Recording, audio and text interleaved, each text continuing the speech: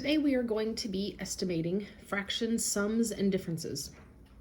So we're going to think about a fraction and its location on a number line, and we're going to determine whether a fraction is closer to either 0, 1/2, or 1. And those are going to be our benchmark fractions that we're going to use to estimate.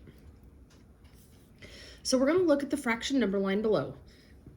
And we're going to label the 0 point, the 1/2 point, and the 1. So 0, of course, falls at the far end of the number line. 1/2 is exactly in the middle, and 1 is at the far right of the number line. So I'm going to look at my fractions, 1/3 and 4/5, and I'm going to estimate what it would be if I were adding them. So I have to determine in my mind, if I were to have 1/3, where would it fall on the number line? So if I were to think about this as being my number line, and I were to divide this into 3 sections, I might divide it somewhere like here and here. And so 1/3 would fall right here. And 4/5 is 4 out of 5 pieces. So if I were to divide this into 5 pieces, 4/5 is going to be down here closer to 1. So when I look at this, I'm going to think about the fraction 1/3. Where would it fall on the number line? Well, it would fall between 0 and 1/2. And now I have to ask myself, so 1/3 is closer to 1/2. That's the closest benchmark fraction we would use to place it near on the number line. So we would estimate that 1/3 is about 1/2. And remember, this is an estimation. This is not an exact equivalency. This is just saying, well, 1/3, if I'm estimating, is about the same as 1/2. So now we're going to think about the second fraction, 4/5, and where it would fall on the number line. So we put our 4/5 on the number line here, and I'm going to determine, is 4/5 closer to 0, 1/2, or 1? Well, 4/5 is between 1/2 and 1, and it's closer to the 1. So we would estimate that 4/5 is about 1.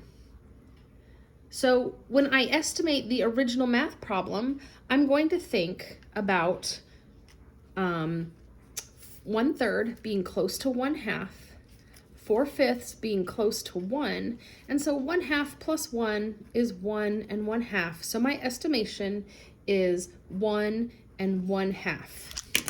If we were subtracting fractions, they would work the exact same way.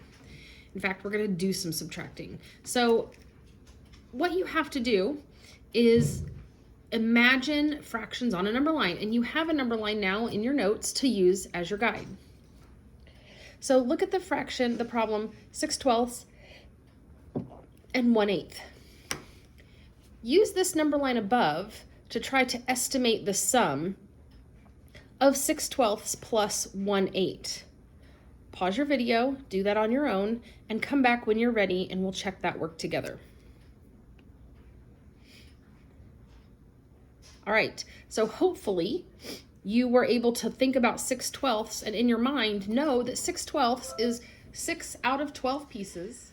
So we recognize that 6/12 is exactly the same as 1/2. So in this case, if you can see that 6 out of 12 pieces are half of the pieces, you would know that 6/12 would be right in the middle of the number line. So we would estimate that at 1/2. 1/8, if I were to take this number line and divide it into 8 pieces, those pieces are going to be pretty small. So I'm going to know that if I only have 1 out of 8 pieces, it's probably going to be pretty close to the 0. So I know that 1/8 would estimate to 0. And 1/2 plus 0 is 1/2. We're going to use the same process for subtraction. So go ahead and see if you can place your fractions on your number line and use the benchmark fractions for an estimation. Pause your video, come up with the difference from 5/6 minus 3/10, and then start the video again to check our work together.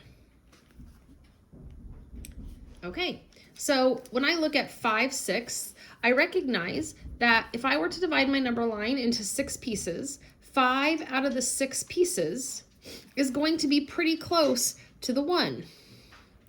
So 5/6 is close to 1.